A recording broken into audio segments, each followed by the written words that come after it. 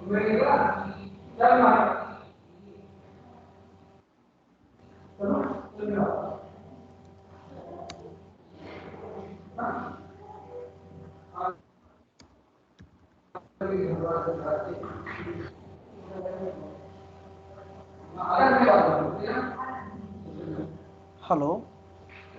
हाँ सर बोलिए।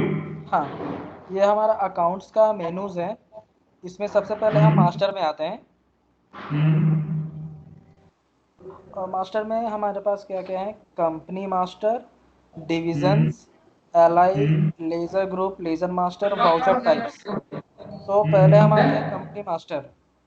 Company master में अच्छा। बेसिकली हम कंपनीज़ क्रिएट करते हैं हम्म, कि हमारे अकाउंट्स में अभी कौन-सा क कंपनी मेरा चल रहा है, वो हम यहाँ पे क्रिएट करते हैं। जैसे 90-20, 20-21, 22 21-22। हम्म, एवरी फाइनेंशियल ईयर के लिए हम एक कंपनी क्रिएट करते हैं यहाँ पे। हम्म, यहाँ पे हम कंपनी नेम डालते हैं। अगर हम्म, हमारा जैसे कि पहले से चल रहा है, मतलब कि पिछले साल एक 90-20 का कंपनी था, इस ईयर मैंने हम्म, नया कंपनी क्रिएट किया 20-21। तो हम्म। ये मैपिंग के लिए हम प्रीवियस कंपनी यहाँ मैप करते हैं कि ये जो हमारा कंपनी अभी हम क्रिएट कर रहे हैं, इसका प्रीवियस कंपनी कौन सा है। ओके। तो उसको हम मैप करते हैं और यहाँ पे उसका फिनेंशियल ईयर डालते हैं कि वो उसका फिनेंशियल ईयर क्या है। प्रीवियस कंपनी का। नहीं नहीं, करंट कंपनी का, जो कंपनी हम क्रिएट कर रहे हैं। सर तो बेसिकली क्या होता है कि मोस्टली जब हम क्रिएट मोस्टली करते हैं प्रीवियस ना। कंपनी सेम ही होगी मोस्टली ना। हाँ, जब हम क्रिएट करते हैं, तो ये अपने आप यहाँ पे डेट चला आएगा आपका, ये फिनेंशियल ईयर का, मतलब कि 1/4/2020। और ईयर टू में 31/3/2021। ओके। तो यहाँ पे हम कंपनी क्रिएट करते हैं। हम्म। कंपनी के बाद हमारा डिवीज़न आता है। डिवीज़न मतलब कि सब कंपनीज, जैसे जैसे क्या ब्रांच के। ब्रांचेस होते हैं ना, ब्रांचेस। तो हम्म। सारे ब्रांचेस का अगर हम अलग अलग अकाउंटिंग करना चाहते हैं, तो हमें अकाउंट्स में भी वैसे ही उसके ब्रांचेस बनाने पड़ते हैं, सब company. Okay but right now हमारे यहाँ पे कोई ब्रांच नहीं है। हाँ, एक ही है ना, तो एक तो बनाना पड़ेगा ही, क्योंकि पहले जैसे कंपनी होता है मेन, उसके बाद सब कंपनी होता है। अगर आपके कोई अदर ब्रांचेस नहीं है, तो एक एक ब्रांच तो आपका खुद का है, तो यहाँ पे वो अच्छा। क्रिएट करना होता है। हम्म। और यहाँ पे हमें मैप करना होता है कि ये किस कंपनी के अंडर है। तो यहाँ पे जितने हम कंपनी मास्टर बनाए रहेंगे, वो लिस्ट आएगा, उसमें से कौन सा कंपनी के अंडर ये सब कंपनी है, वो हमें मैप करना ओके। है मैपिंग के लिए। हम्म। इसके बाद यहाँ पे और कुछ अभी टास्क नहीं है। हम आते हैं ग्रिड में। यहाँ पे आप देख रहे हैं लोकेशन। अब जैसे क्या होता है कि हम लोकेशन कब यूज़ करते हैं, जब हम एचएमएस के साथ अकाउंट्स को लिंक करते हैं, तो हमें बताना पड़ता है कि ये जो डिवीज़न हमने क्रिएट किया, हम्म। ये डिवीज़न आप तभी क्रिएट करेंगे जब आपके मल्टीपल ब्रांचेस हैं। और मल्टीपल ब्रांचेस होंगे तो बेसिकली आपके मल्टीपल लोकेशंस होंगे एचएमएस हम्म। में। तो यहाँ पे हमें बताना पड़ता कि ये जो डिवीज़न है, डिवीज़न किस ओके। लोकेशन के लिए है। ओके। तो यहाँ पे लोकेशन सारे आ जाएंगे, आपके जितने ब्रांचेस के लोकेशन आपने एचएमएस में क्रिएट किया, तो यहाँ पे हम मैप कर सकते हैं कि ये ब्रांच इस लोकेशन से बिलोंग करता है। बट सर यहाँ पर पेमेंट डिटेल्स का मतलब मीनिंग हाँ क्या है? हाँ, मैं बता रहा हूँ, एक एक करके मैं आ रहा हूँ। ओके। तो ये लोकेशन में हम यहाँ पे लोकेशन मैप करते हैं कि ये हम्म। डिवीज़न किस लोकेशन का है।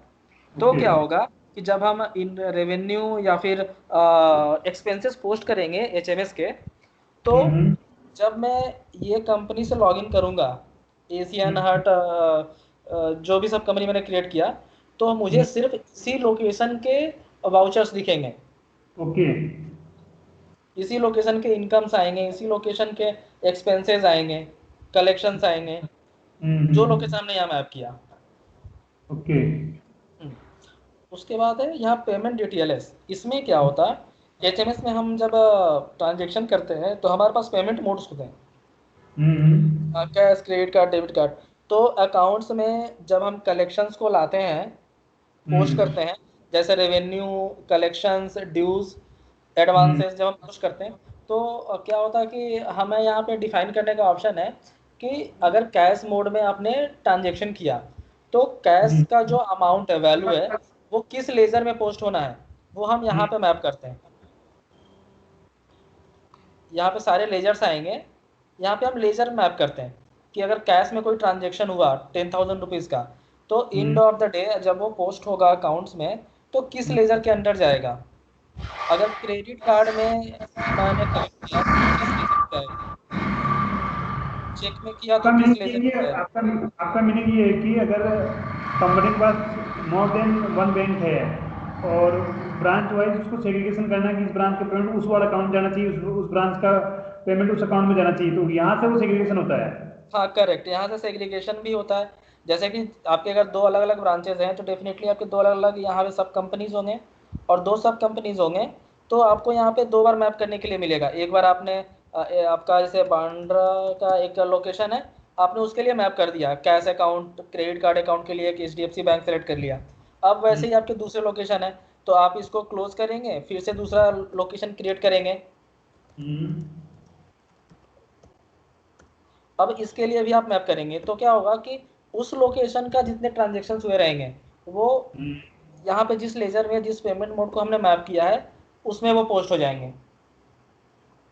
बट सर जैसे कॉमन अकाउंट रहेगा, जैसे सपोज मेरा कोई अकाउंट है हम्म। मुंबई ब्रांच में है और उसमें दिल्ली का पैसा भी आ रहा है, मुंबई का भी आ रहा है, तो फिर मैं अकाउंट को सेपरेट देख पाऊंगा कि मुंबई का पैसा लगे दिल्ली का पैसा लगे, जबकि आप सेम अकाउंट यूज कर रहे हो।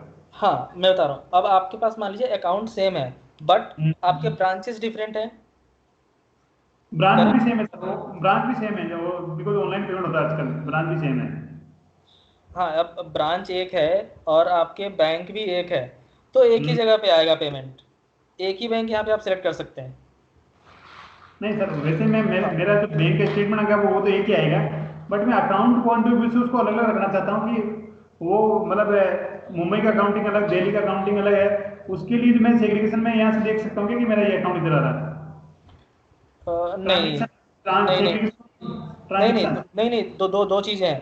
एक होता है वाउचर्स जो आप अकाउंट्स में मैनुअली पोस्ट करते हैं, पेमेंट हम्म वाउचर, रिसिप्ट वाउचर, कंट्रा वाउचर जो आप मैनुअल पोस्ट करते हैं। और हम्म, एक होता है जो हमारे HMS से आता है। तो ये जो मैं दिखा रहा हूँ ना ये HIMS का है, हाँ मतलब एचएमएस। OPD बिलिंग में। नहीं अभी क्या हुआ, आपके पास OPD या रिसिप्शन पे कोई पेशेंट गया, उसने ऑनलाइन पेमेंट कर दिया, आपके एक ही बैंक अकाउंट है, ये मान लीजिए HDFC का एग्जांपल, उसने ट्रांसफ़र कर दिया, वो पेशेंट कहीं का भी हो सकता है, उसने पैसे ट्रांसफ़र किए। तो अब आप जब अकाउंट्स में जाएंगे तो अकाउंट्स में तो आपके एक ही बैंक में वो पोस्ट होगा, HDFC में। Yes sir. सर एक मिनट सर, एक मिनट। हाँ हेलो। हम्म। बच्चों में बना दो, कर लेंगे तो तो ट्राई कर लेंगे, बट उसमें बट मैं लेट आऊँगा ना फिर मैं बोल रहा हूँ। ठीक। हम्म हम्म, बहुत बड़ा। मैं हम आएंगे तो आपको घुमाना है ना। ठीक है। हाँ ठीक ठीक है।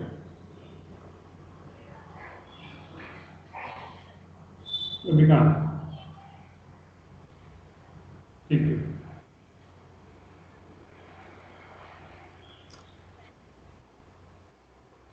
ठीक ठीक है करेंगे हम। और ठीक। Sorry sir, continue sir.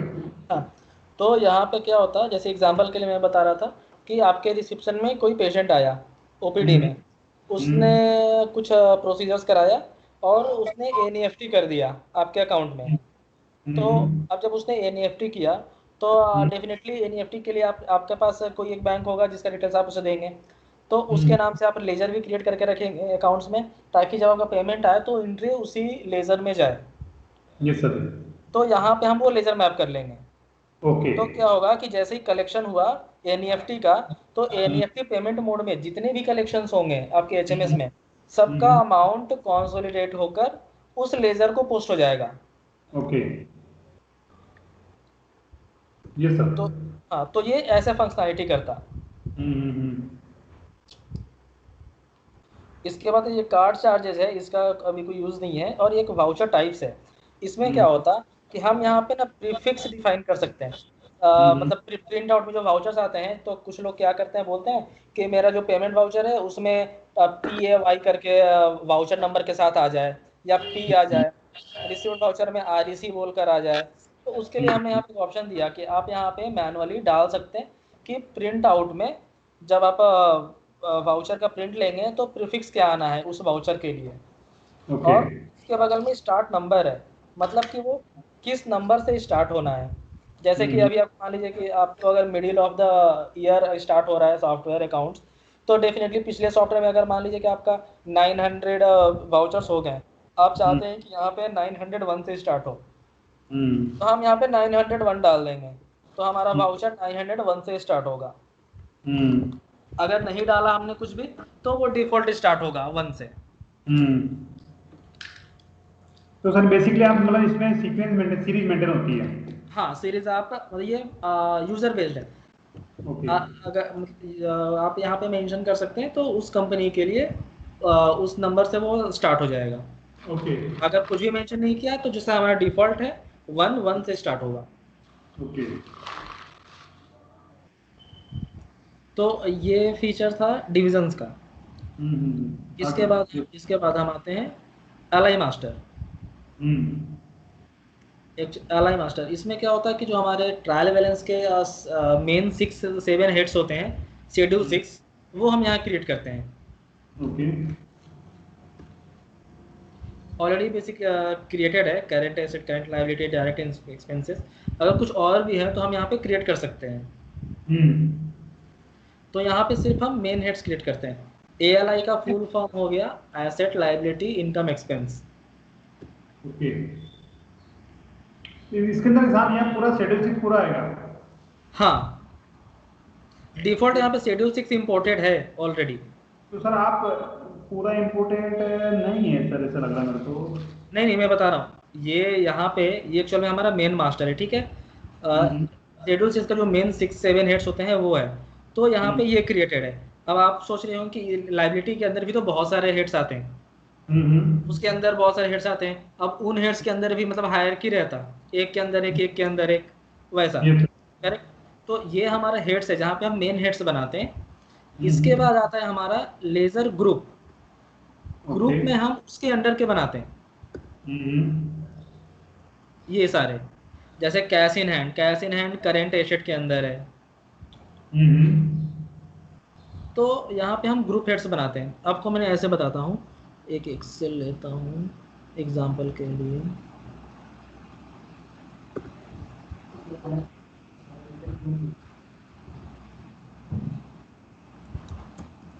एक हमारा LI हो गया, उसके बाद हमारा लेज़र ग्रुप हो गया, और उसके बाद आता है हमारा लेज़र। ये 3 क्या है, आपको ये पता होगा क्योंकि ये पहले आपने देखा ही होगा, फिर भी मैं एक बार बताता। LI मास्टर में जैसे हमने एक लिया एसेट, लेज़र ग्रुप में हमने करेंट एसेट क्रिएट कर लिया। अब सॉरी गड़बड़ हो गया, करेंट एसेट एक्चुअल में LI में क्रिएट करते हैं हम। LI मास्टर जो मेन 6-7 हेड्स आते हैं उसमें करंट एसेट आते हैं, करंट लायबिलिटीज आते हैं, डायरेक्ट इनकम आते हैं। अब एग्जांपल के लिए मैंने करंट एसेट लिया। अब लेजर ग्रुप में हम क्या क्रिएट करते हैं, यहाँ पे ना मिडिल के लेजर्स क्रिएट करते हैं, मतलब कि जिसका ग्रुप होता रहता है। जैसे एग्जांपल मैंने एक ओपन किया कैश एंड बैंक अकाउंट। अब कैश एंड बैंक अकाउंट के अंदर भी कुछ और हेड्स हो सकते हैं। मैंने क्या किया, लेजर ग्रुप में मल्टीपल लेयर गया मैं।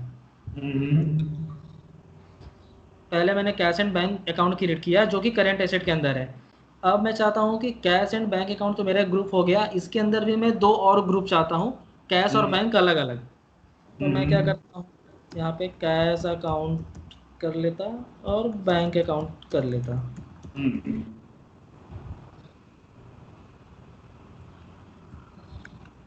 अब जब मैं लोवेस्ट लेजर पे जाता हूँ जिस पे हम ट्रांजेक्शन करते हैं, वो हम लेजर मास्टर में क्रिएट करते हैं। ओके। तो ये हमारा लेवल लेजर का ग्रुप 2 हो गया, मतलब लेजर ग्रुप में ही पहला ग्रुप मैंने बनाया कैश एंड बैंक, उसके अंदर हमने कैश और बैंक बनाया। अब हम इसको भी डिवाइड कर सकते हैं। कैश अकाउंट को मैंने एक रखा simple cash account, but bank account को हमने डिवाइड कर लिया, HDFC कर दिया, HDFC कर दिया, ICICI कर लिया, तो हमने इसको और डिवाइड कर दिया। ओके। तो इस तरह से हम ये क्रिएट करते हैं। तो लेज़र ग्रुप जो है हमारा, उसमें हम मल्टीपल ग्रुप्स क्रिएट कर सकते हैं, एक के अंदर एक, एक के अंदर एक, उसके अंदर कर सकते हैं। बट जब जो हम ट्रांजेक्शन करते हैं, ट्रांजेक्शन लेवल के जो लेजर्स होते हैं वो हम लेजर मास्टर में क्रिएट करते हैं। ठीक है सर, मेरा एक क्वेरी इसके अंदर। हाँ बताइए। लेजर ग्रुप 1, लेजर ग्रुप 2 ऐसी लेयर में और भी क्रिएट कर सकता हूँ? हाँ हाँ, लेजर ग्रुप 3, 4, 5 आप क्रिएट करते जा सकते हैं। अच्छा अच्छा। मैं आपको वो भी दिखाता हूँ, जैसे एग्जांपल अकाउंट्स ट्री।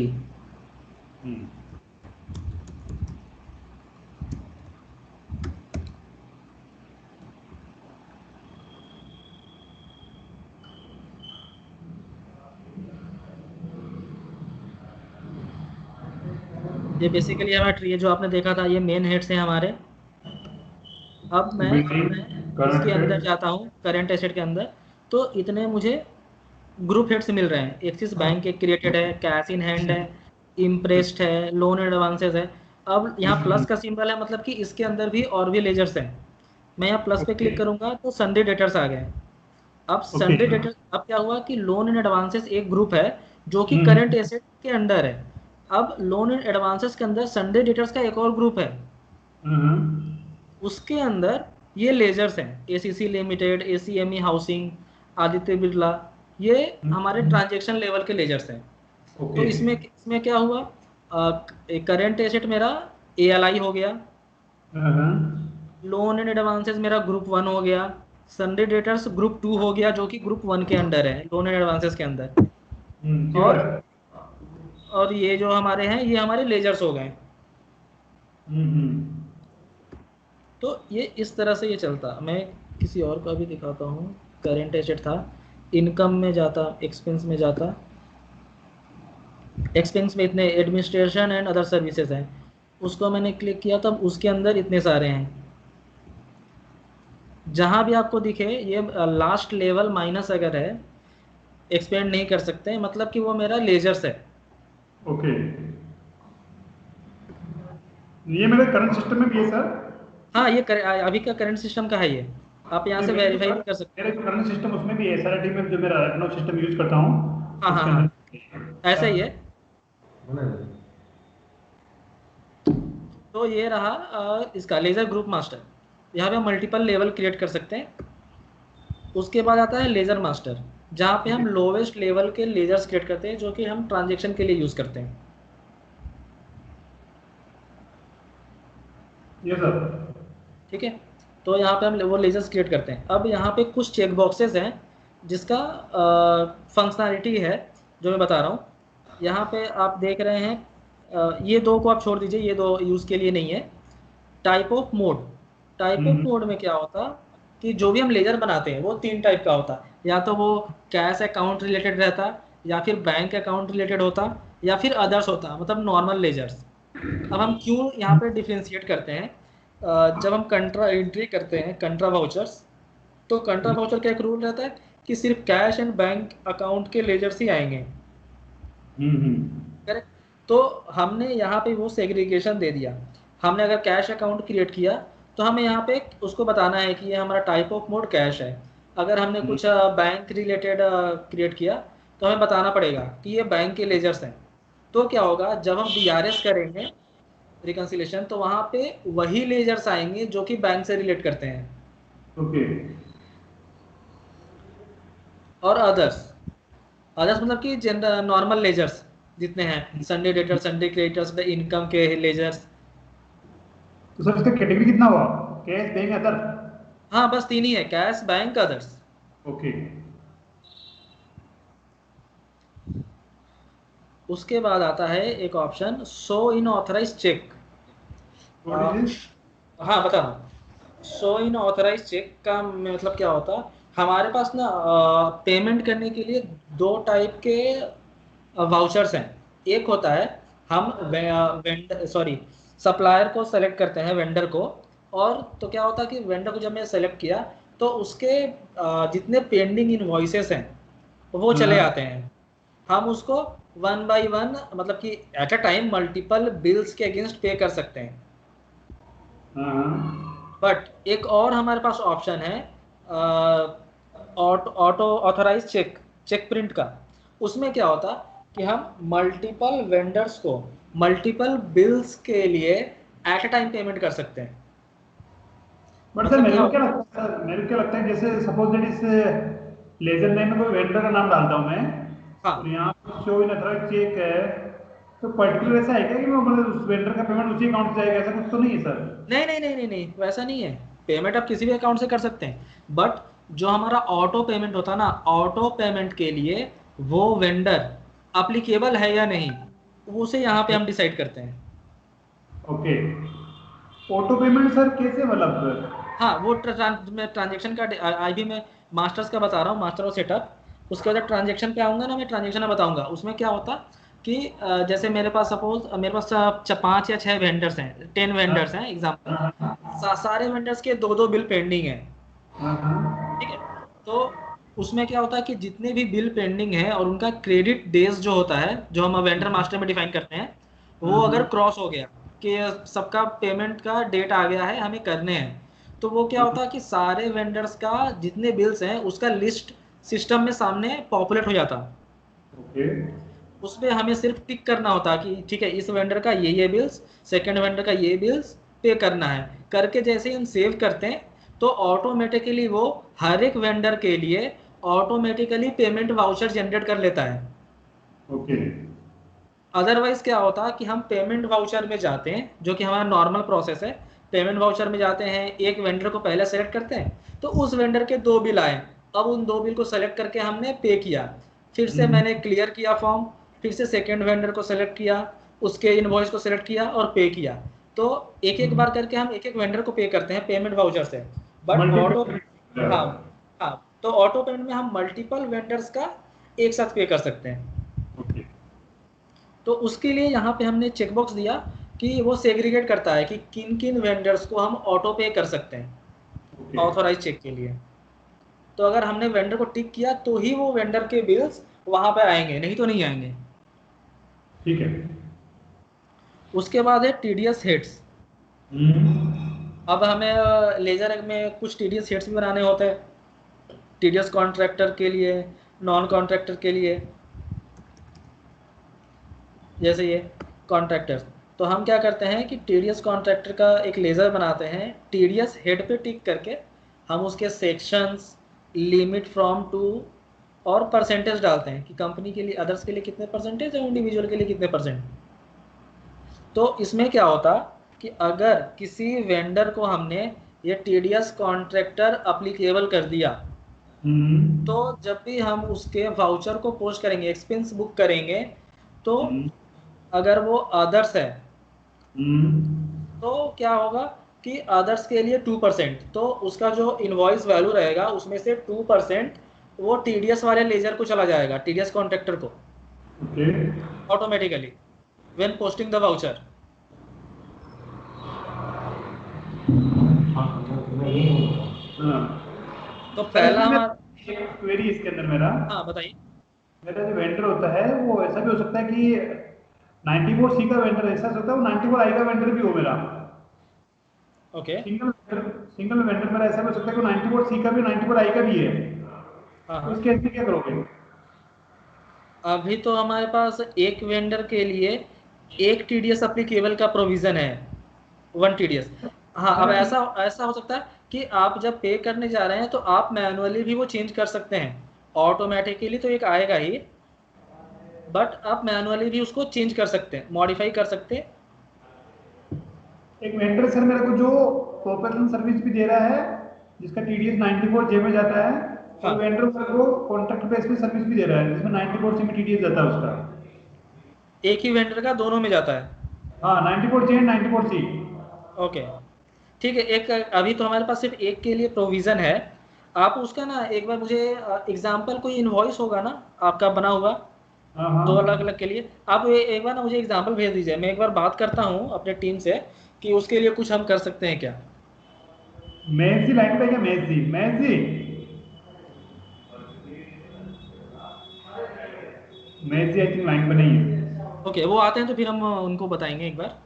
ठीक है। ठीक है, तो ये नेक्स्ट। टीडीएस हेड में हम टीडीएस के हेड्स क्रिएट करते हैं। कॉन्ट्रैक्टर्स हो गया, पेएबल हो गया, रिसीवेबल हो गया, वो क्रिएट करते हैं। उसके बाद आप यहाँ नीचे देख रहे हैं टीडीएस हेड अट्रैक्ट। इसमें क्या होता कि मान लीजिए कि मैंने एक वेंडर क्रिएट किया, कोई भी एबीसी फार्मा एग्जांपल के लिए।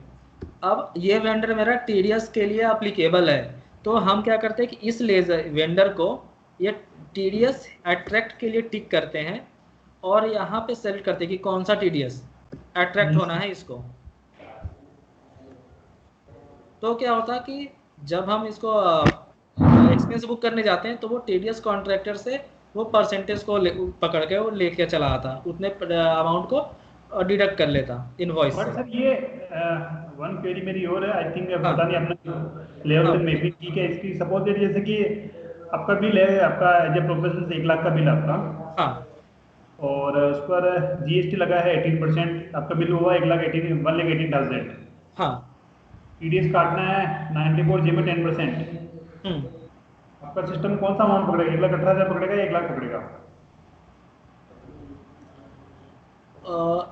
अब ये बताइएगा इसमें क्या ये कौन सा बिल है, मतलब कि सर आप आपका बिल, आप नहीं नहीं हमको नहीं नहीं, तो दो चीज़ें होती।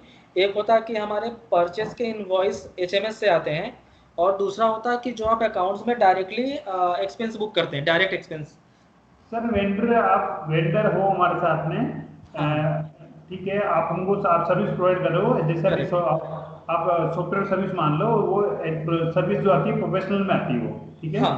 ये प्रोफेशनल सर्विस आप हमको इधर कोई सेल सेल नहीं कर रहे हो, आइटम सेल नहीं कर रहे हो, हम्म तो उस पर सर आपका 1 लाख का बिल हुआ, हम्म। ठीक है, और उस पर 18% जीएसटी लगा, बिल आपका 1 लाख 1,18,000 का बिल हो गया आपका। हम्म। टीडीएस का रेट है उस पर 10%। हाँ, वो आपका 1 लाख पे कटता है, 1 लाख पे कटता है। 1 लाख पे आपका सिस्टम 1 लाख को पकड़ेगा, 1,18,000 को पकड़ेगा? ये 1 लाख पे पकड़ता है, बेसिकली 1 लाख पे ही होता है ये टैक्सेबल वैल्यू पे। ये सर टैक्सेबल वैल्यू पे ये डिडक्ट करता है। थ्योरेटिकली ओके सर, आप सिस्टम ओके बोलेगा क्या, सिस्टम क्या करेगा? हाँ सिस्टम क्या बोलेगा, सिस्टम सिस्टम किस पे काटेगा? हाँ, टैक्सेबल पे। मतलब ओनली 1 लाख पे काटेगा ना, ये 1 लाख हाँ 18 पे नहीं हाँ। काटेगा ना? नहीं नहीं, 1 लाख पे टैक्सेबल पे। हम्म, ठीक है सर। ठीक है, ठीक है क्योंकि सर, जब आप नहीं भी हो तो सर थोड़ा पीछे का बैकएंड का जो वर्किंग है थोड़ा चेक करके रखना। ऐसी मिस्टेक मोस्टली क्या है कि मेरा जो नया स्टाफ आता है ना, हाँ हाँ। वो इसकी वर्किंग करता है, मैं तो सीए हूँ सर, मुझे तो पता रहता है, ठीक है, हम्म। उसको पता नहीं होता है नए नहीं नहीं, बंदे को, तो इसमें इनको इसमें क्या होता है, नहीं नहीं मैं बताता हूँ इसमें क्या होता है कि जब हम परचेस के एक्सपेंसेस बुक करते हैं तो वो ऑटोमेटिकली कैलकुलेट करके लेकर आता है टैक्सेबल वैल्यू के ऊपर। बट जब परचेज हम हाँ, परचेज जब पे परचेज जर्नल, परचेज पे टीडीएस करता ही नहीं है सर, सर इस पे हाँ टीडीएस करता नहीं, मतलब मैं एग्जांपल बोल रहा हूँ, जैसे कि हमने सर्विस बुक किया, वर्क है। ऑर्डर बनाया, तो वर्क ऑर्डर के लिए भी तो हम जेवी बुक करेंगे ना, तो हमारे वर्क ऑर्डर या फिर परचेजेस जो भी होते हैं उसके जेवी हम परचेज जर्नल में बुक करते हैं। ठीक है, हम्म तो हम्म परचेज जर्नल में अगर कोई ऐसा वेंडर आया जिसका टीडीएस रिडक्ट होना है, तो वो हम्म ऑटोमेटिकली कैलकुलेट कर लेता है, उसके बाद वो डाटा आपको दिखाता है, कैलकुलेट करके डिडक्ट करके ही दिखाएगा टैक्सेबल पे। दूसरा होता है बिल बुकिंग वाउचर हमारे पास है। उसमें क्या होता है कि डायरेक्टली एएमसी का या फिर कुछ अदर सर्विसेज होते हैं जिसका डायरेक्टली बिल आता है अकाउंट्स को, तो वो उन्हें बुक करते हैं, मतलब एचएमएस के थ्रू नहीं आया, डायरेक्ट अकाउंट्स में आया। तो उसको जब बुक करते हैं तो जैसे ही हमने एक्सपेंस हेड में वेंडर का लिया, तो वो एक पॉपअप देता है कि ये वेंडर टीडीएस से बिलोंग्स करता है, आप टीडीएस डिडक्ट करना चाहते हैं या नहीं चाहते। तो वहाँ पे आप जैसे ही आपने वैल्यू डाला ऑटोमेटिक वो डिडक्ट करेगा, मतलब पॉपअप आएगा आपके पास।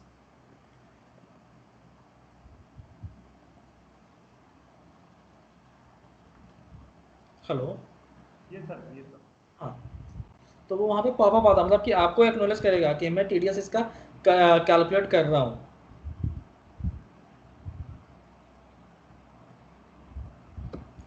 यहाँ पे ये तो TDS कॉन्ट्रैक्टर, यहाँ पे हम एट्रैक्ट मैप करते हैं कि ये वेंडर के लिए कौन से TDS अप्लीकेबल होंगे। और यहाँ पे आप देख रहे हैं कुछ एक्स्ट्रा इन्फॉर्मेशन है, जैसे कि वेंडर्स या डॉक्टर्स होते हैं उसके बैंक अकाउंट्स। तो क्या होता है कि बहुत सारे क्लाइंट्स रहते हैं जो बोलते हैं कि एंड ऑफ द डे हमने कितने NEFT के वाउचर्स बुक किए हैं, उसका मुझे एक सीट चाहिए जो कि बैंक को भेजना होता, with bank account number and IFSC code. तो ये इन्फॉर्मेशन अगर यहाँ रहता है तो हम वो डिटेल्स दे सकते हैं कि आज के दिन में टोटल कितने NEFT या RTGS के ट्रांजेक्शन्स हुए हैं, उसका एक रिपोर्ट प्रिपेयर कर सकते हैं जिसमें बैंक अकाउंट नंबर और उसके डिटेल्स रहेंगे, जो कि हमें बैंक को भेजना होता है प्रोसेस के लिए। तो इसके लिए हमने यहाँ पे इंफॉर्मेशन दे दिया जहाँ पे हम मेंशन कर सकते हैं। ठीक है सर। तो ये हुआ लेज़र मास्टर। सर थोड़ा हाँ। तो आप वापस हेलो। आप वापस लो सर, वापस वापस आओ एक बार। ओके, एक मिनट। ये हाँ, TDS वाला सेक्शन वापस टिक करो। TDS TDS हेड, कौन सा वाला? हेड। TDS हेड, हाँ। ओके। हाँ ये सर, ये जो राइट हैंड साइड का पार्ट है, एग्जाम लिमिट फ्रॉम टू, क्या होता है? फ्रॉम टू नहीं आएगा इसमें? नहीं, ये ऑप्शनल है या आता नहीं है, बट हमने ऑप्शन यहाँ पे दे के रखा है। कुछ कैलकुलेशन के लिए किसी ने, मतलब किसी क्लाइंट ने पूछा था कि यहाँ पे हमें डाटा फीड करके रखना पड़ता है कि उस TDS के लिए उसका लिमिट क्या होगा। तो उसके लिए हमने जस्ट यहाँ पे दे दिया था रिपोर्ट में डालाने के लिए। चाहे होता है। यहाँ पे आप जस्ट जीरो सर डालकर एक पास कर मिनट, एक सकते मिनट सर, एक मिनट होल्ड कीजिए सर, है ना? हैं। हाँ।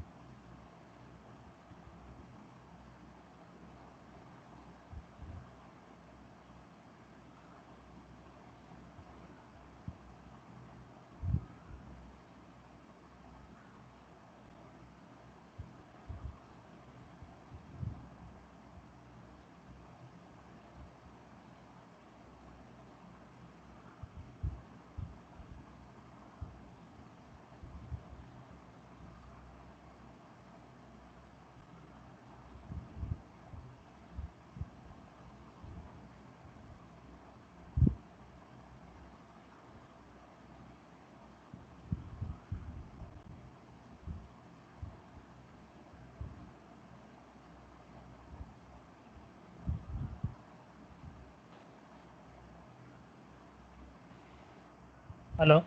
हेलो। हाँ, आवाज़ आ रही है अभी? हाँ। हाँ।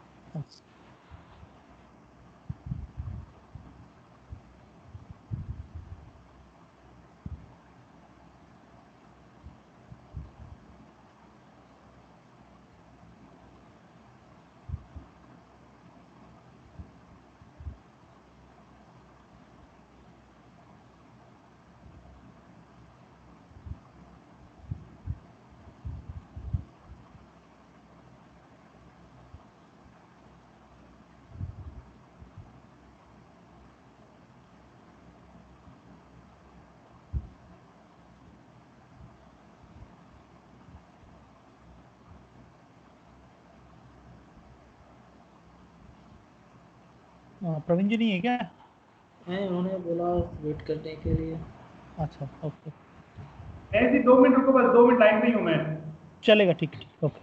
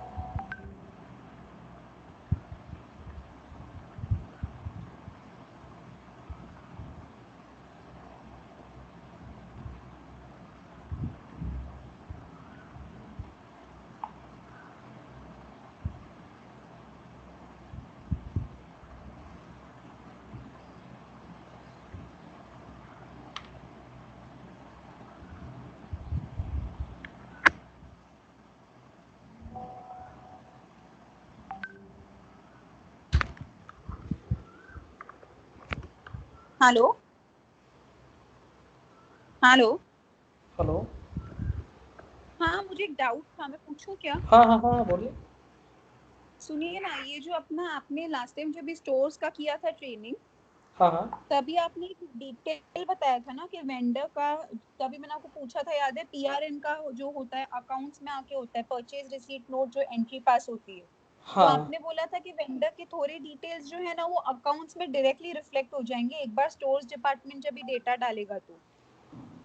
अकाउंट डिटेल्स या अकाउंट डिटेल्स या नहीं, कौन सा वाला, एक बार अकाउंट बताइए। डिटेल्स नहीं, अकाउंट्स डिपार्टमेंट। आपने बोला था वेंडर के जो सारे डिटेल्स जब भी स्टोर्स डिपार्टमेंट फीड करेगा हाँ ना हाँ, उसपे फर्स्ट उसपे टाइम, उसपे उसपे मैं तो आऊँगा अभी। इसके बाद वो सेटअप में है, हाँ, मैं दिखाता हूँ।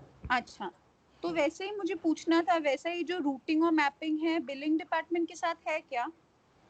Routing and mapping means vendor नहीं का समझ। नेटेशन का मतलब समझिए, बिलिंग डिपार्टमेंट हमारे एसआरआईटी में क्या है ना, हम्म बिलिंग डिपार्टमेंट जो कैंसिल करता है ना उसका ऑटोमेटिकली अकाउंट्स में एंट्री खड़ा हो जाता है। हाँ, अब मैं बताता हूँ इसमें क्या होता कि हमने इनकम हाँ के लेजर्स कर लिया।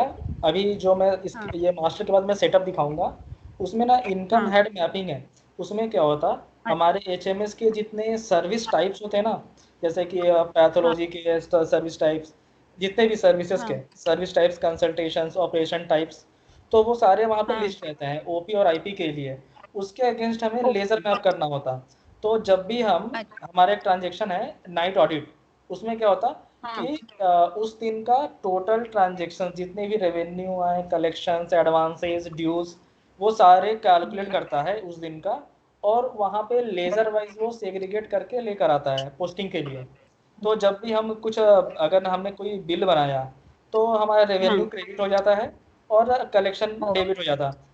उसी तरह अगर हमने कुछ कैंसिल किया, तो मेरा रेवेन्यू हाँ, डेबिट हो जाता है और कलेक्शन हमारा क्रेडिट हो जाता है, कलेक्शन या फिर ड्यू। तो एक साथ सारी एंट्रीज दिखेंगी वो दिन की? हाँ, एक साथ कंसोलिडेटेड दिखेगा, मतलब एक लेजर में। जैसे कि हमने एक लेजर बनाया सपोज पैथोलॉजी, अब पैथोलॉजी में उस दिन के जितने भी ट्रांजेक्शन हुए होंगे, या तो बना होगा बिल या फिर कैंसिलेशन हुआ होगा, सबका मिलकर आएगा। अगर आपको डिटेल देखने हैं तो हमारे पास कंट्रोल रिपोर्ट्स हैं, जो कि हमारे नाइट ऑडिट के फिगर से एग्जैक्टली मैच होगा और उसके डिटेल आपको मिलेगा बिल वाइज। ओके ठीक है, थैंक यू। सर मेरा भी एक क्वेरी है। हाँ ये जो आप जो लेजर मास्टर मेरे को दे रहे हो, हाँ हाँ। सपोज दैट इसमें वेंडर का नाम आ रहा है, ओके।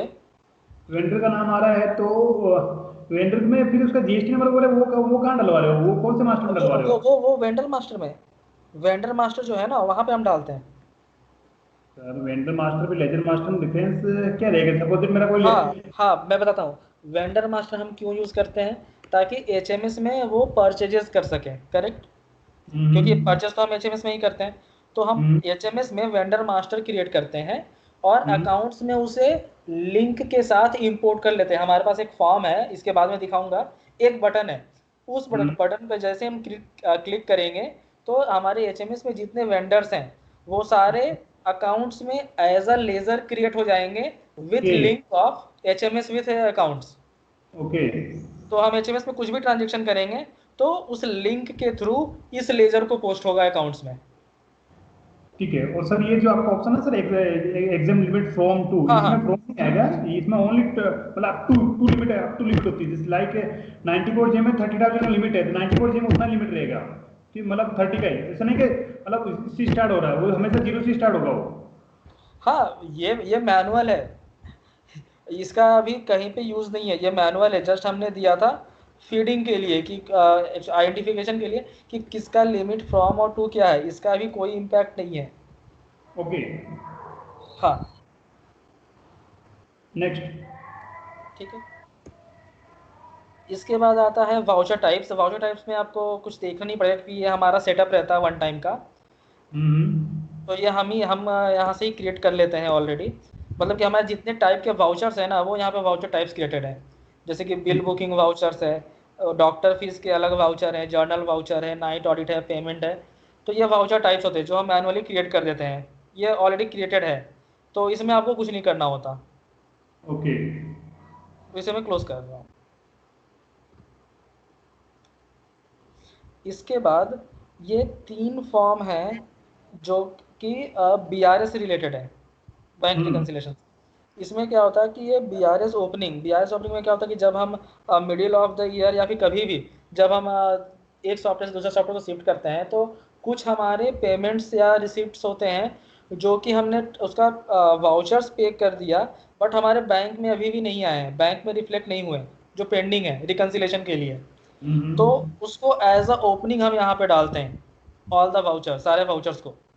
तो सर इसमें क्या होता है, उस हाँ दिन भी क्लिक था मेरा इसके अंदर हाँ कि सपोज दैट ये आप बोल रहे कि बीआरएस का ओपनिंग है, बीआरएस का ओपनिंग सपोज इसका मीनिंग ये होता है कि मेरा जो 1 अप्रैल 20 राइट नाउ, तो 1 अप्रैल 20 को मेरे कौन से पेमेंट गए, कौन से बाकी हैं, या मेरे सिस्टम से चले गए but cheque cheque issued but not presented in bank, जो उसके 4-5 रीजन होते हैं फिक्स फॉर्मेट में। तो यहाँ भी ये चेक नंबर मांग रहा है, डेबिट हाँ क्रेडिट मांग रहा है।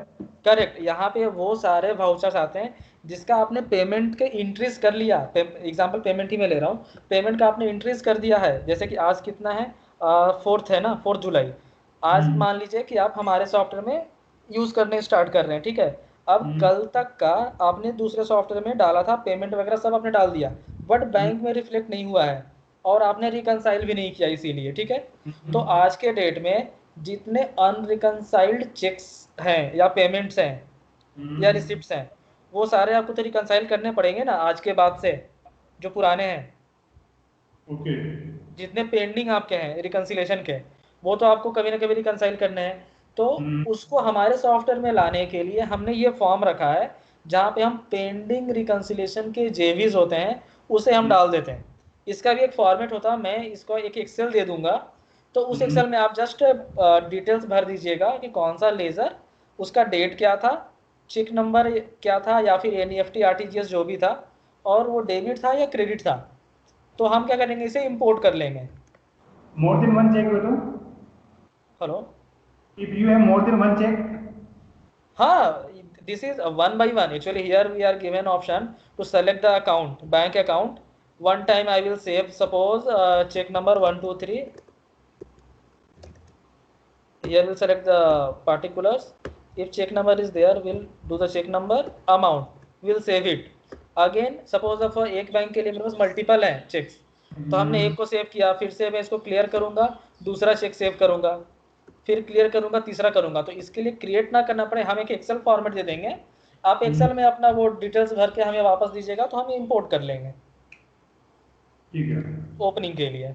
तो ये जो हमारे अनरिकनसाइल्ड चेक्स हैं, पॉइंट पे दिखाएगा मेरे को, मतलब ये just year and year opening के अलावा मेरे को एनी पॉइंट पे मेरे को मेरा बीआरएस नहीं ओपनिंग नहीं, दिखाएगा। ये वन टाइम का होता जब आप हमारे सॉफ्टवेयर में स्टार्ट कर रहे हैं, सिर्फ उस टाइम होता। अब जैसे कि आज आपने स्टार्ट कर लिया, एक बार आपने डाल दिया, अब नेक्स्ट ईयर जब आप कंपनी चेंज करेंगे ना तो पुराने तो अपने आप आएंगे रिकन्सिलेशन के लिए। ओके तो ईयर चेंज में आपको कुछ नहीं करना है, ये फर्स्ट टाइम एक्टिविटी होता है। बट सर मेरे को किसी भी पॉइंट पे मेरे को देखना, मेरा बीआरएस देखना कि वो फंक्शन में है हाँ इसमें। हाँ हाँ हाँ है ना, BRS का हमारे पास फॉर्म है, वहाँ पे आप बैंक लेजर सेलेक्ट करेंगे, तो और किस डेट तक का देखना है, आप क्लिक करेंगे तो सारे जेवीज आएंगे, कितने रिकनसाइल हो चुके हैं, कितने अनरिकनसाइल्ड हैं, और आपके हमारे सॉफ्टवेयर में बैलेंस कितना हो रहा है, आप उसको कंपेयर कर सकते हैं अपने बैंक अकाउंट के साथ। अगर डिफरेंस आएगा तो नॉट टैलिड बोलेगा, अगर डिफरेंस नहीं है तो बोलेगा कि आपका पासबुक का बैलेंस और अकाउंट का बैलेंस दोनों करेक्ट है, वो कंपेयर करता है। Okay okay. तो यहाँ पे हम ओपनिंग डालते हैं। इसके बाद हमारा आता BRS bank closing. BRS bank closing हम कब यूज़ करते हैं, जैसे कि आज हम BRS करने जा रहे हैं कल तक के डेट का, मतलब 3 जुलाई तक का BRS करने जा रहे हैं, तो यहाँ पे हमें उस बैंक को सेलेक्ट करना होता, कल का डेट देना होता, और आपके पास बैंक में पासबुक में क्या क्लोजिंग बैलेंस है वो हमें यहाँ पे डालना होता। ओके।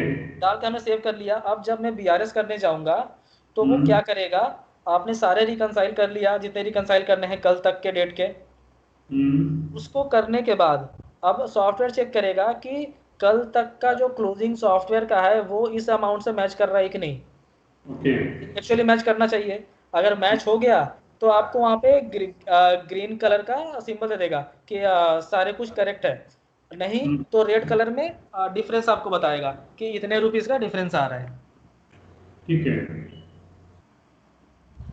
तो हम क्लोजिंग इस पर्पस के लिए यूज़ करते हैं। उसके बाद है BRS amount not in books.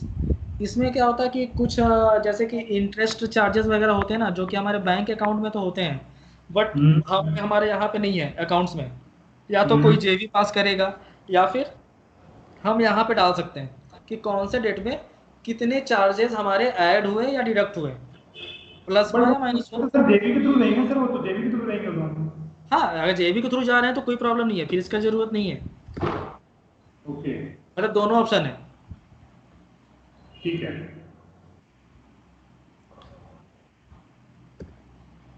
उसके बाद यहाँ पे नरेशन मास्टर है। ये क्या होता है कि अगर आप प्री डिफाइंड कुछ नरेशंस क्रिएट करके रखना चाहते हैं तो आप रख सकते हैं। जब ट्रांजेक्शन करेंगे तो पुराने वाले नरेशन को सेलेक्ट करके और उसमें चेंजेस कर सकते हैं। चलो समझ गए, चलो सर। उसके बाद यहाँ पे सन्ड्री डेटर्स और क्रेडिटर्स है। ये एक्चुअली मास्टर है, डेटर्स का मास्टर है, जहाँ पे हम सारे ऑर्गेनाइजेशन क्रिएट करते हैं। बेसिकली ये HMS का पार्ट है, बट हमने यहाँ भी लिंक देकर रखा है, अगर आपको कुछ देखना है डिटेल्स अकाउंट्स में तो आप देख सकते हैं। तो क्या होता है कि यहाँ से ये लिंक के साथ इंपोर्ट होता है अकाउंट्स में, ये HMS का है। सर इसमें एजिंग का फंक्शन है क्या? सॉरी, डेटा एजिंग का फंक्शन है, डेटा एजिंग। हाँ डेटा रेंजिंग तो हमारा रिपोर्ट होता ना, वो रिपोर्ट होता। रिपोर्ट रिपोर्ट और हाँ पार्ट। ओके। हाँ, वो रिपोर्ट आता एजिंग का रिपोर्ट से, वो आपका 30 डेज 60 डेज में कितने कितने यस वो रहता, रिपोर्ट है हमारे। डेटा हाँ एंड हाँ, डेटर के दोनों का रहता। हम्म।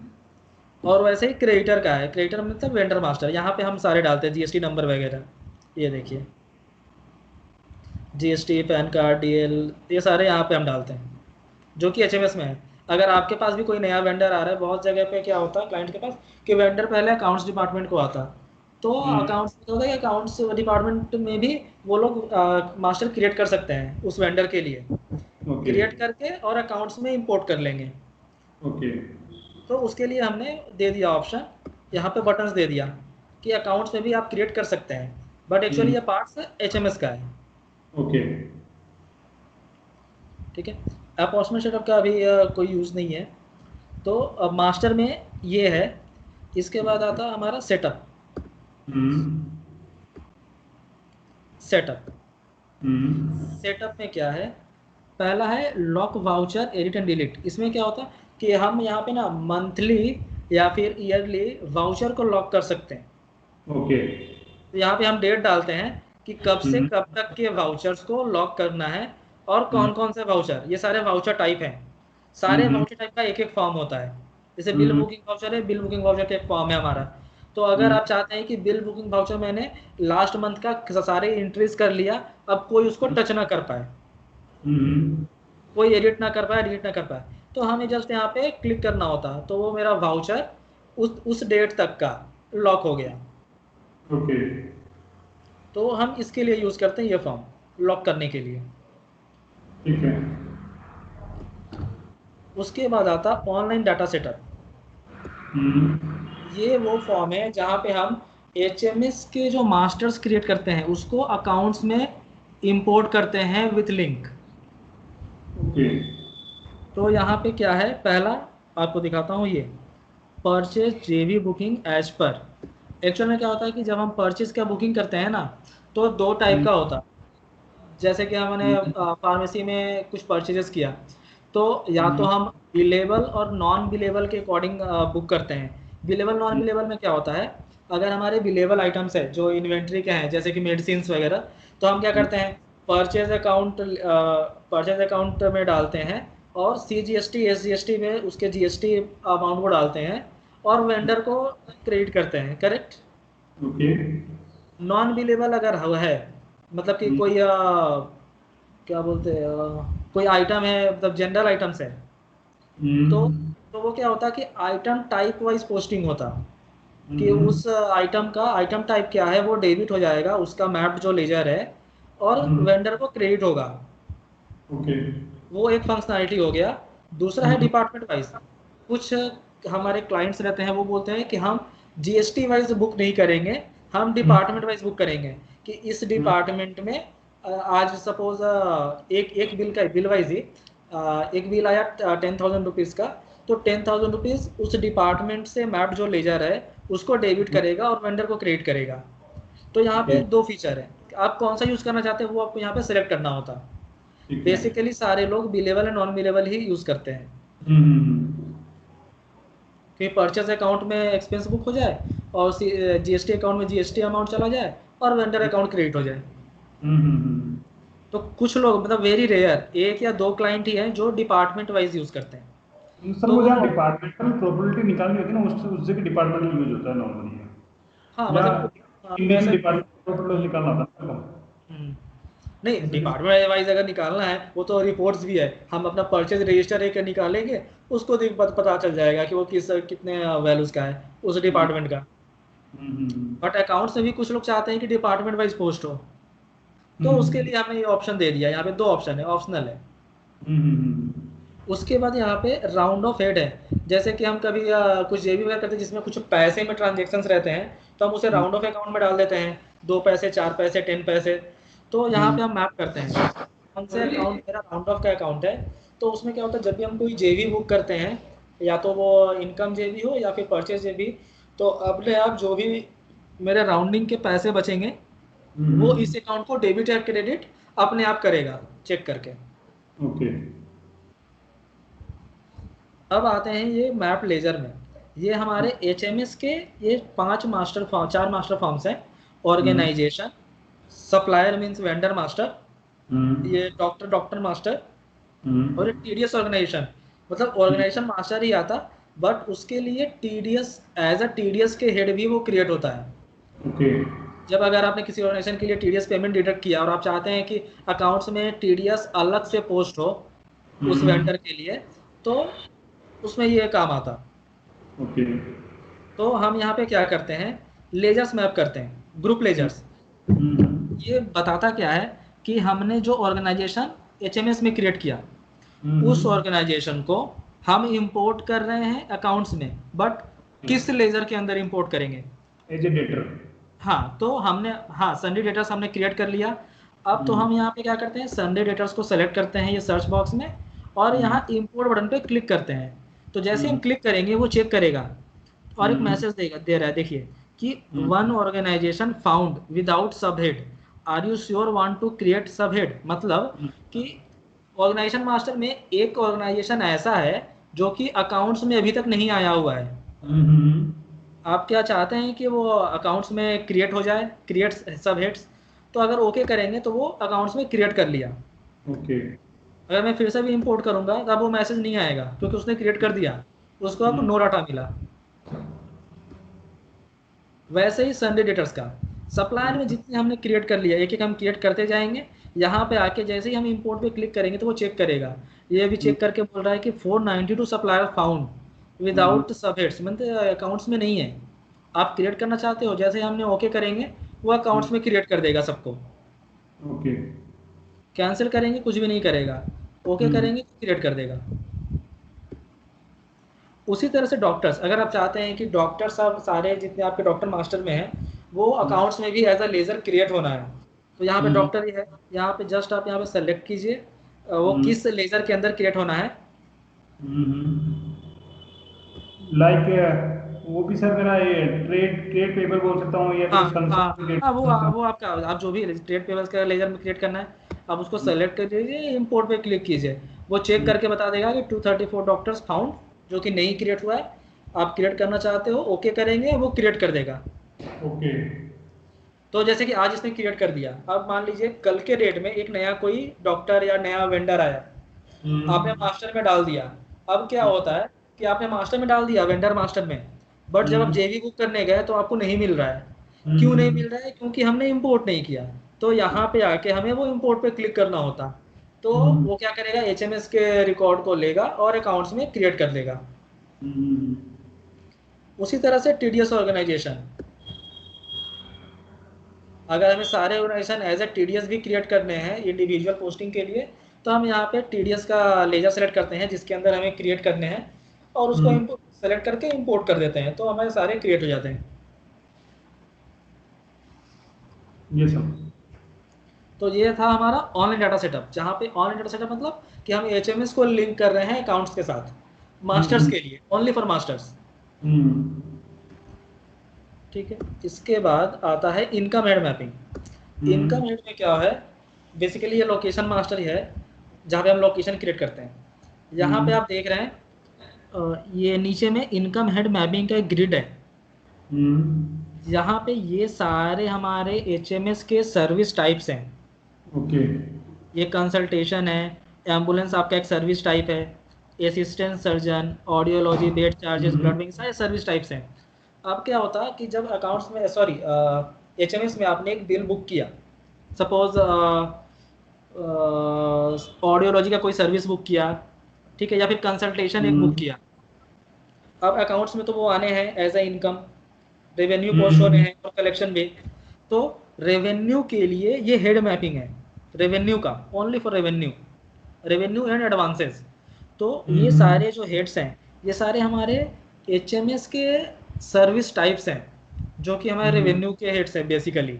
तो हम यहाँ पे लेजर को मैप करते हैं कि अगर एनेस्थेसियोलॉजी सर्विस टाइप का किसी सर्विस का अगर बिल हुआ, तो उस बिल का जो अमाउंट है, जो रेवेन्यू है, वो किस लेजर को पोस्ट होना है, हम यहाँ पे वो लेजर को मैप करते हैं। अब अगर उसी बिल में हमने कुछ डिस्काउंट दिया, तो डेफिनेटली हमें डिस्काउंट अगर सेम लेजर में डिडक्ट करके पोस्ट करना है तो हम सेम लेजर यहाँ पे डालेंगे।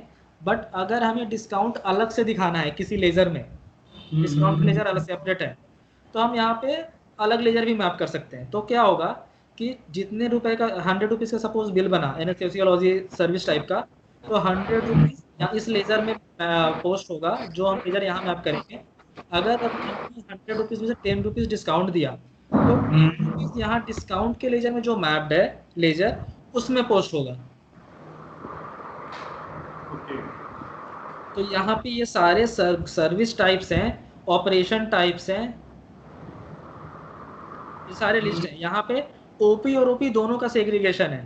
पहले ये देखिए, यहाँ पे ओपी है ना, starting OP morning consultation, OP evening consultation. एक बार ये सारे सर्विस टाइप्स ओपी के लिए आएंगे, उसके बाद आईपी के लिए आएंगे। आईपी के लिए यहाँ से आ रहे हैं। तो क्या होगा कि बहुत सारे क्लाइंट बोलते हैं कि हमें ओपी का रेवेन्यू और आईपी का रेवेन्यू अलग अलग पोस्ट करना है। तो हम कैसे करेंगे? तो यहाँ पे हम ओपी के लिए अलग सर्विस अलग लेजर मैप करेंगे, आईपी के लिए अलग लेजर मैप करेंगे। ठीक है। अब यहीं पे फार्मेसी के भी हैं, जैसे एग्जांपल मैं दिखाता हूँ। ये देखिए, फार्मेसी जहाँ से रेवेन्यू जनरेट होता है सारा दिया आपने इधर। हाँ, अब फार्मेसी के लिए हमारा क्या होता है कि हम टैक्सेबल अलग से पोस्ट करते हैं और जीएसटी अलग पोस्ट करते हैं, करेक्ट? हाँ, तो यहाँ पे ये देखिए, फार्मेसी का सेल के लिए जीएसटी 12% का एक अलग हेड है। उसी तरह से 5 का है, 18 का है, एग्जेम्प्टेड का है और 28 का है। अब यहाँ पे फार्मेसी का CGST के भी हेड है अलग से, CGST 12, 5, 18, 0, 28। उसी तरह से और नीचे हम आएंगे तो फार्मेसी के SGST भी हमें मिलेंगे ये। तो हम सेग्रीगेट कर सकते हैं। अगर मान लीजिए आप चाहते हैं कि टैक्सेबल एक अलग लेजर में जाए और CGST SGST एक अलग लेजर में ही दोनों चला जाए, तो आप वैसे भी मैप कर सकते हैं। अगर आप चाहते हैं कि CGST अलग लेजर में जाए, SGST अलग लेजर में जाए, तो आप उसको मैप कर सकते हैं। तो जब पोस्ट होगा तो अपने आप को सेग्रीगेट कर लेगा वैल्यूज को। अब यहाँ पे इसमें जैसे कि ये रेवेन्यू था, अब एडवांस पे आते हैं। ये देखिए यहाँ पे IP एडवांस अकाउंट है। अब क्या होता, अगर IP पेशेंट ने एडवांस दिया IP मनी रिसिप्ट में, तो वो कहाँ जाना है? वो डेफिनेटली एडवांस अकाउंट में जाएगा, एडवांस फ्रॉम पेशेंट्स और समथिंग कोई भी लेजर रहता है वैसे।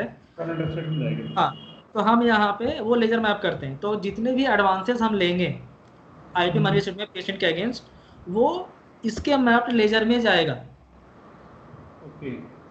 उसी तरह से IP बुकिंग एडवांस, अब जब हम हमारा मनी रिसिप्ट है उसमें 2 टाइप के रहते हैं। नॉर्मल एडवांस हम पेशेंट से भी लेते हैं और बुकिंग एडवांस भी लेते हैं, प्री बुकिंग का। तो दोनों अगर हम अलग अलग पोस्ट करना चाहते हैं तो हम अलग अलग रीजन में मैप कर सकते हैं। अगर एक ही जगह हमें एडवांसेस दोनों के बुक करने हैं, एक ही लेजर दोनों को मैप कर देंगे। उसी तरह से रिफंड के भी हैं, IP refund account, IP booking refund. ये बिल्कुल बेस्ड ऑन अकाउंट्स में है कि वो जैसे पोस्ट करना चाहते हैं यहाँ पे मैप करेंगे, उस लेजर में वैल्यू चला जाएगा। अब नीचे है कैश ड्यू। अब क्या होता है, जैसे कि हमने 100 रुपीज़ का बिल बनाया और वो ड्यू में है। अगर पेशेंट हॉस्पिटल पेशेंट है, कैश पेशेंट है और ड्यू में दिया, तो हमें यहाँ पे कैश अकाउंट, कैश का जो ड्यू अकाउंट रहता है कैश पेशेंट्स के लिए, वो लेजर हमें यहाँ मैप करने होते हैं। अगर वही पेशेंट का सपोज कैश नहीं है, वो किसी ऑर्गेनाइजेशन या TPA का है, तो वो क्या होगा कि जैसे ही हमने इसके पहले वाला फॉर्म हमने देखा था ना, ऑर्गेनाइजेशन ऑनलाइन डाटा सेटअप, हमने सारे ऑर्गेनाइजेशंस को इंपोर्ट कर लिया, तो वो चेक करेगा कि वो बिल किस ऑर्गेनाइजेशन का है। उस ऑर्गेनाइजेशन का जो लेजर क्रिएट हो गया अकाउंट्स में, उसमें डेबिट में पोस्ट कर देगा। अगर वो TPA का है तो क्रेडिट का है, तो अगर वो कैश का है तो यहाँ पे जो लेजर आपने मैप किया, इस लेजर को वो ड्यू पोस्ट करेगा। मतलब कैश बिल के लिए एक ही लेजर है, बट आपके ऑर्गेनाइजेशंस के लिए हर ऑर्गेनाइजेशन का एक अलग लेजर है। अब उस तरह से TDS, अगर IP पेशेंट्स का अगर आपको TDS बुक करना है, तो यहाँ पे आप लेजर मैप कर सकते हैं कि किस लेजर में TDS पोस्ट होना है। उसी तरह से TCS तो अभी हम यूज़ नहीं कर सकते, TCS पहले आया था 4 years बैक, तो कोई यूज़ नहीं है। डिसअलाउड, अगर हमने क्रेडिट पेशेंट्स के अगर पेमेंट आया और उसमें कुछ डिसअलाउड है, तो वो कहाँ पोस्ट होगा डिसअलाउड का अमाउंट, वो हम यहाँ लेजर मैप करते हैं। उसके बाद है एक्सेस अमाउंट फ्रॉम TPA, ये अभी होता नहीं है। लास्ट वाला है ECS फ्रॉम TPA। जब हम पेमेंट रिसीव करते हैं कॉर्पोरेट किसी TPA से बल्क में 50 lakhs या 60 lakhs, तो उसे हम, हमारे पास एक फॉर्म है, transaction form, payment receipt from TPA bodies, जो एक फॉर्म है। वहाँ पे हम जब रिसीव करते हैं, तो वो एक्चुअल में क्या होता है कि वो हमारा एक कॉन्ट्रा लेजर होता है, जहाँ पे हम पैसे कलेक्ट करके रखते हैं और बाद में एक एक करके बिल के साथ सेटल करते हैं। तो ये हमारा कंट्रा लेजर हो गया, जिसमें हम ECS अकाउंट को मैप कर देते हैं, जहाँ पे हमारे पैसे जब हम रिसीव करेंगे तो वहाँ पे रहेगा, और वहाँ से फिर वो 1 by 1 जैसे हम सेटल करते जाएंगे तो वो डिडक्ट होता जाएगा और पोस्ट होता जाएगा अकाउंट्स में। तो ये सेम फीचर जो हमने देखा IP एडवांस बुकिंग और ड्यू का, ये सेम OP के लिए भी है। यहाँ पे OP एडवांस, अगर OP में कोई किसी ने एडवांस दिया, तो वो OP के एडवांस मैप लेजर में बुक हो जाएगा। IP बुकिंग OP में नहीं आता, तो यहाँ कुछ मैप नहीं करना है। TDS अगर OP पेशेंट्स का है, तो यहाँ पे जिस लेजर का मैप करेंगे वहाँ चला जाएगा। डिसअलाउड भी वैसे ही जाएगा। तो यहाँ OP और OP दोनों के लिए सेग्रीगेट है। तो यहाँ पे हम हमारे सारे इनकम और एडवांसेस के लेजर्स मैप करते हैं। ठीक है। अब इनकम के बाद आता है एक्सपेंस। एक्सक्यूज मी, हाँ, यस। ये आपका जो इनकम हेड मैप हाँ ना, हाँ ये डेटा ले कहाँ से रहा है? बिलिंग मॉड्यूल और फार्मेसी मॉड्यूल से? हाँ, एचएमएस से। एचएमएस के जितने ट्रांजेक्शन से रिलेटेड हैं, जहाँ से हमारे रेवेन्यू जनरेट होते हैं, वहाँ से ये लेकर आएगा। अच्छा, तो ये पर ट्रांजैक्शन वाइज होता है कि डे नहीं, के एंड कौन में सा सारा होएगा? डे के एंड में, डे के एंड में। ये एक्चुअल में मैनुअल प्रोसेस ही है। जैसे कि आज आपने पूरा दिन बिलिंग कर लिया, कल के डेट में अकाउंट्स में एक हमारा जो वाउचर है नाइट ऑडिट का, वहाँ पे हम जाते हैं और आज के डेट को सेलेक्ट करके कलेक्ट डाटा करते हैं।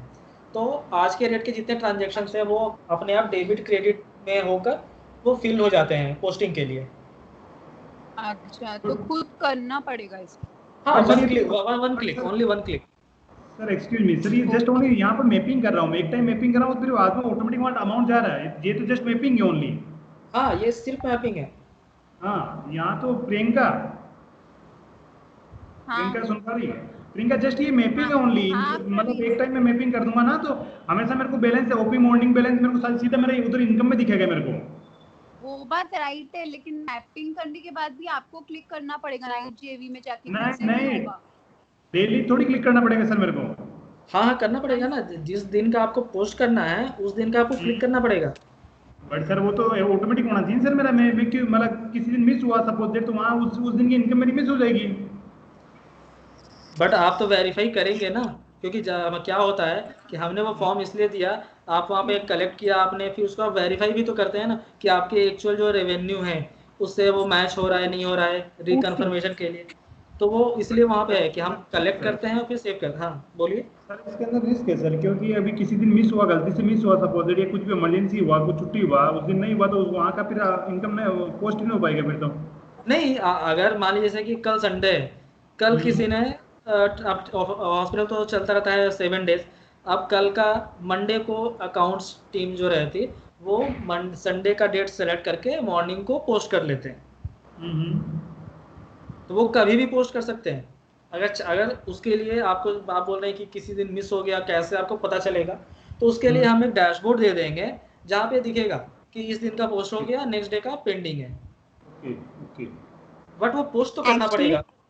हाँ, इसलिए नहीं नहीं एसआरआईटी में नहीं, अभी एक मिनट हाँ और सॉरी एक्चुअल में सॉरी हमें हमें पोस्ट इसलिए करना पड़ता है कि मान लीजिए कि किसी ट्रांजेक्शन में कुछ गलत हुआ है अगर, तो हमें पता कैसे चलेगा कि वो ट्रांजेक्शन गलत है। तो क्या होता है कि जब हम पोस्ट करते हैं ना, तो वो हम जब अगर सब कुछ सही है तो हमारा डेबिट और क्रेडिट एग्जैक्टली मैच हो जाएंगे और डिफरेंस जीरो का रहेगा।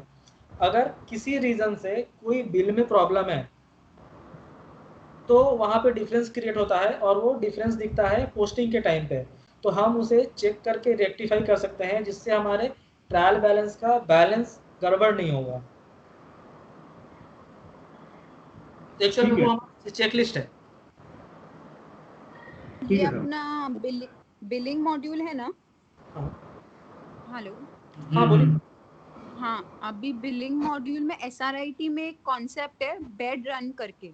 तो एवरी मॉर्निंग 7 AM को ना बिलिंग डिपार्टमेंट वाले आते हैं, उन लोग बेड रन करते हैं। तो सारा जो भी डेटा होता है ना पेशेंट्स का, वो पूरा एक्सट्रैक्ट हो जाता है उसमें, उनके बिलिंग केस में। This is similar to that ना? ये वैसा ही है ना? नहीं नहीं नहीं नहीं नहीं नहीं, वो जो आप बता रहे हैं वो किस चीज़ के लिए होता है ये तो मुझे नहीं समझ में आया। बट इसमें जो होता ना, इसमें क्या होता कि आज 4 जुलाई है, मुझे कल के डेट का, यस्टरडे का डाटा अकाउंट्स में पोस्ट करने हैं जितने रेवेन्यूज कलेक्शंस हुए। तो हम क्या करते हैं, आज हम फॉर्म को ओपन करते हैं, कल का डेट सेलेक्ट करते हैं और कलेक्ट डाटा करते हैं। तो क्या होता कि कल के डेट का जितने भी कलेक्शंस आए वो कलेक्शन लेजर्स में चले आएंगे, जितने भी हमारे रेवेन्यूज है रेवेन्यू लेजर्स में चले आएंगे, आउटस्टैंडिंग ड्यू लेजर्स में आ जाएंगे, एडवांस के लेजर में आ जाएंगे।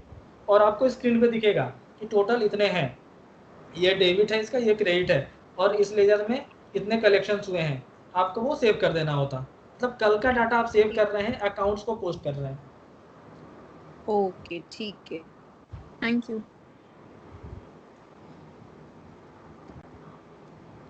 तो ये इनकम एंड मैपिंग अभी क्लियर है। इसके बाद आता है expense head mapping. Expense head mapping ये रिलेट करता है हमारे परचेजेस से। जैसा कि हमने ऑनलाइन डाटा सेटअप में एक ऑप्शन दिखाया है ना कि billable, non billable and department wise, तो उसका सेटअप है ये। अगर हमने बिलेबल और नॉन बिलेबल डाला तो वो किस लेजर को पोस्ट होना है वो हम यहाँ पे मैप करते हैं। ये देखिए एग्जांपल, परचेज जीएसटी 12, अगर हमने परचेजेस का एंट्री किया और परचेजेस में उस आइटम का टैक्स परसेंटेज 12 था, ठीक है, तो किस लेजर को पोस्ट होना है, तो उस आइटम, उस परचेज बिल का वो आइटम्स जो कि जीएसटी 12% का था उसका टैक्सेबल वैल्यू ये परचेज लेजर को पोस्ट होगा, उसका C GST value input C GST ledger को पोस्ट होगा, उसी तरह से उसका S GST input S GST को पोस्ट होगा।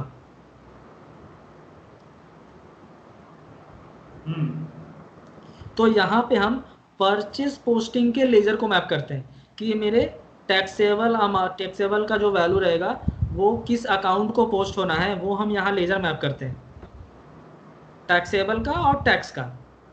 और यहाँ डिस्काउंट, अगर उस परचेज में कोई डिस्काउंट है तो वो कहाँ पोस्ट होने हैं, वो हम यहाँ मैप करते हैं। ठीक है, ठीक है, यहाँ पे आईजीएसटी भी है, आईजीएसटी के भी लेजर हम मैप करते हैं। तो एक्चुअल में वो खुद ही डिसाइड करता है। वेंडर मास्टर में हमारा ऑप्शन है स्टेट कोड, वो एक्चुअल में चेक करता है कि आपका लोकेशन किस स्टेट में है और वेंडर किस स्टेट में है। अगर दोनों सेम रहा तो वो सीजीएसटी और एसजीएसटी में डिवाइड करके पोस्ट कर देगा। अगर वो आउटसाइड सप्लायर है, मतलब उसका स्टेट मैच नहीं हुआ आपके लोकेशन से, तो वो आईजीएसटी में पोस्ट करेगा। ठीक है। ओके, तो ये यहाँ पे बिलेबल के लिए ये वाला जो पहला ग्रिड है हमारा expense head mapping, billable item के लिए ये वाला फॉलो होता है, और non GST head mapping non billable के लिए होता है। जो हमारे कंज्यूमेबल्स, कॉस्मेटिक, इंजीनियरिंग के जो भी परचेजेस होते हैं आइटम्स के, वो कहाँ पोस्ट होगा, तो यहाँ पे हम उसके लेजर्स मैप करते हैं। ठीक है, तो पहला दो जो ग्रिड है expense head mapping and non GST, ये दोनों billable and non billable posting के लिए यूज होते हैं। अगर हमें डिपार्टमेंट वाइज पोस्ट करना है तो उसके लिए ये तीसरा वाला है, जहाँ पे सारे डिपार्टमेंट्स आते हैं और वहाँ पे हम उसका लेजर मैप करते हैं कि उसका परचेज लेजर कौन सा है।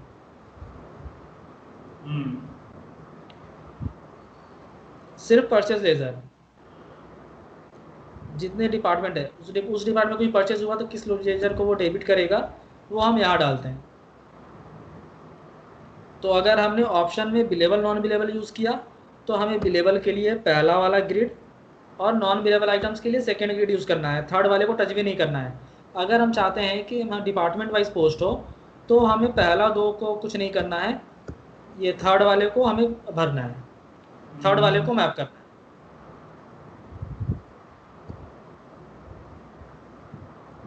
उसके बाद अगर डॉक्टर पेमेंट का भी आपने अगर जेबी पोस्ट करना चाहते हैं तो यहाँ पे ये प्री डिफाइंड है, प्रोफेशनल पेएबल किस अकाउंट में जाएगा, सैलरी और टीडीएस सैलरी।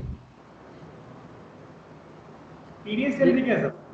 हाँ, टीडीएस होता है ना, जब हम डॉक्टर प्रोसेस करते हैं डॉक्टर अकाउंटिंग, तो अगर उसका डॉक्टर का अगर टीडीएस भी डिडक्ट करना है तो हम मेंशन करते हैं ना, तो जितने उसका टीडीएस कटा वो किस लेजर को पोस्ट होना है उसके लिए है। वो हेडिंग जो डाला आपने गलत डाला, वो बराबर नहीं दे रहा। टीडीएस सैलरी क्या होता है? टीडीएस ऑन सैलरी कर दो उसको, या टीडीएस ऑन प्रोफेशनल फीस कर दो इसको। टीडीएस सैलरी क्या है? ठीक है, इसको चेंज कर लेंगे, ये अलग। बट हम यहाँ पे लेजर मैप कर सकते हैं तो वो इस लेजर को पोस्ट होगा। ठीक है, इसको हम मैं देखता हूँ इसका नेमिंग का, ये एक्चुअली पहले से प्री डिफाइंड है यहाँ पे। सर एक मिनट सर, एक मिनट। हाँ,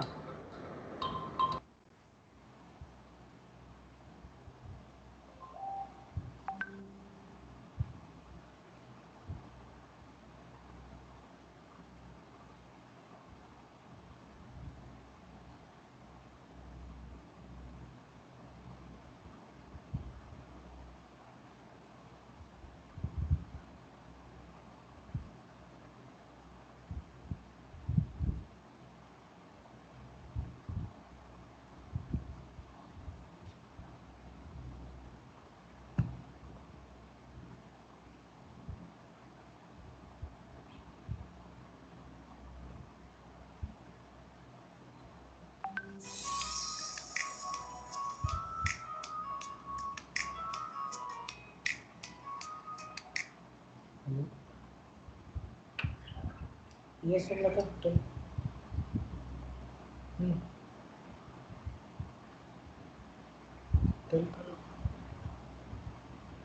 हेलो।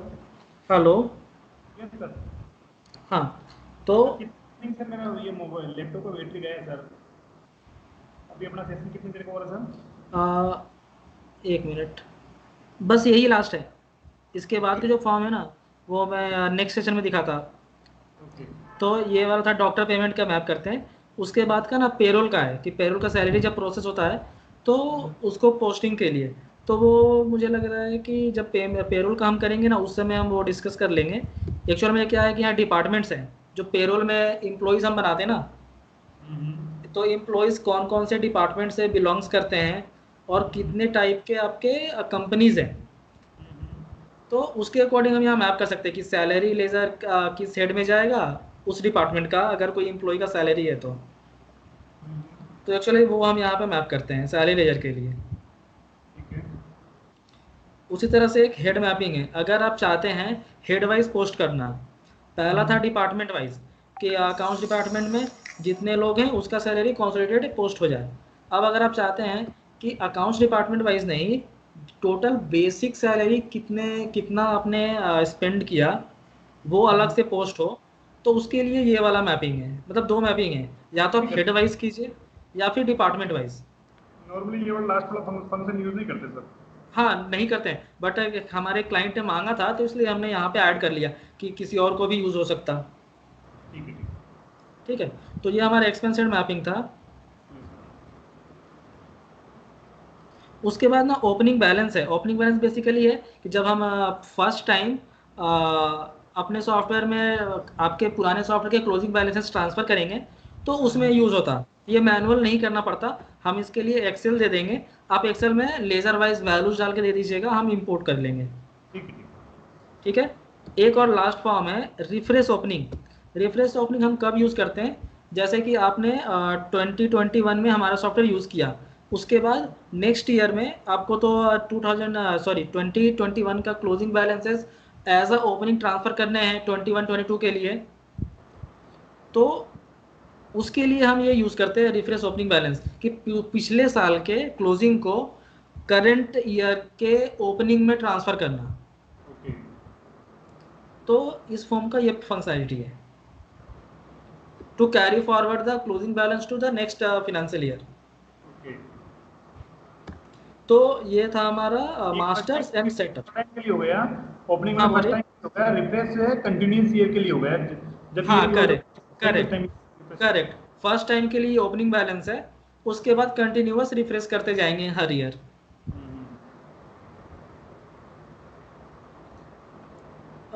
इतना ही था अभी सेटअप में, मास्टर और सेटअप ये इतना था जो हमने सेशन किया। ठीक है। Okay sir. Okay Mahesh ji. Excuse me, hello. हाँ बोलिए। हाँ ये आपका जो आपने इनकम हेड मैपिंग में बताया ना पूरा पूल कर सकते हैं एक ही दिन में, यस, ये मैपिंग है। वो एक्स हाँ जी, वो एक्सपेंस हेड मैपिंग में वो फीचर नहीं है। हाँ, एक्सपेंस हेड मैपिंग में क्या होता है कि हम पोस्टिंग बिल वाइज करते हैं ना, जैसे कि हाँ आपके परचेज डिपार्टमेंट में आज के दिन में 10 बिल्स आए, 10 इन्वॉइसेस आए, उन्होंने क्या किया, उनका परचेज एंट्री कर लिया और अकाउंट्स को भेज दिया। अब अकाउंट्स में जब वो आया तो वो परचेज का जेवी बुक करते हैं 1 बाई 1, अच्छा वो 1 बाई 1 होता बिल वाइज। अच्छा, तो हम समझ रहे हैं कि सारा एक्सपेंस अकाउंट्स के थ्रू ही बुक होता है, इसलिए वो चीज की जरूरत नहीं है जो फीचर इनकम में था, राइट? नहीं समझा। नहीं वैसे ही है एक्स, बट मतलब क्या होता है कि इनकम में क्या होता है कि एक दिन के सारे इनकम कॉन्सोलिडेटली पोस्ट हो जाते हैं एक क्लिक पे, हाँ बट हाँ। एक्सपेंस को करने के लिए हम इनवॉइस वाइज करते हैं। अच्छा एक्सपेंस इनवॉइस वाइज करते हैं। अच्छा, मतलब बेसिकली अकाउंट्स ही सारे पेमेंट्स प्रोसेस करता है ना एक्सपेंस की। हाँ, पेमेंट प्रोसेस तो अलग करेगा बट एक्सपेंस तो हाँ बुक करना पड़ेगा उसके पहले। एग्जैक्टली तो हमको दूसरे डिपार्टमेंट्स में कहीं पे भी एक्सपेंस बुक नहीं हो रहा है, राइट? तो वो नहीं, और कहीं बुक एक्सट्रैक्ट नहीं हो करने रहा। की जरूरत नहीं है जैसे इनकम में हम कर रहे हैं नहीं ना नहीं दूसरे डिपार्टमेंट से। नहीं, एक्सट्रैक्ट का नहीं, मुझे एक्सट्रैक्ट वाला समझ में नहीं आया एक्चुअली। देखिए मैं आपको एक्सप्लेन करती हूँ। हाँ इनकम हेड मैपिंग में क्या है कि जो भी डिपार्टमेंट, समझो फार्मेसी हो गया, बिलिंग हो गया, जो भी इनकम बुक होता है ना एक दिन का, हाँ वो सारा हम नाइट जेवी क्लिक करके ले आते हैं अकाउंट्स में। बेसिकली वही फीचर है ना, करेक्ट। है ना। ये चीज एक्सपेंस में क्यों नहीं जरूरत है, क्योंकि हम अज्यूम कर रहे हैं शिवम में ये फीचर है कि सारा एक्सपेंस जो है वो अकाउंट्स के थ्रू ही, अकाउंट्स में ही बुक होता है, खाली अकाउंट्स एक्सपेंस दिखाता है। हाँ करेक्ट, वही है। एचएमएस में है ना? उन्होंने परचेज किया, अकाउंट्स में उस परचेज को ये हमारा जो परचेज बुकिंग है वहाँ पे वो बिल वाइज उसको लाद लेकर पोस्ट कर लेते हैं हाँ। और उसके बाद उसके अगेंस्ट पेमेंट करते हैं। अच्छा, अभी आप एक बार एक्सपेंस हेड मैपिंग में जाएंगे, मुझे एक और हाँ डाउट है। एक मिनट।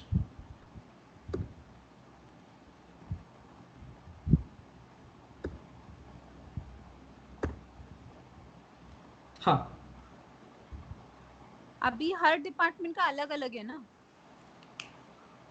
नहीं समझा, हर डिपार्टमेंट का अलग मतलब? मतलब अभी फार्मेसी जैसे आप सब डिपार्टमेंट में आइए। सब डिपार्टमेंट ये वाला फार्मेसी? हाँ जी, फार्मेसी का।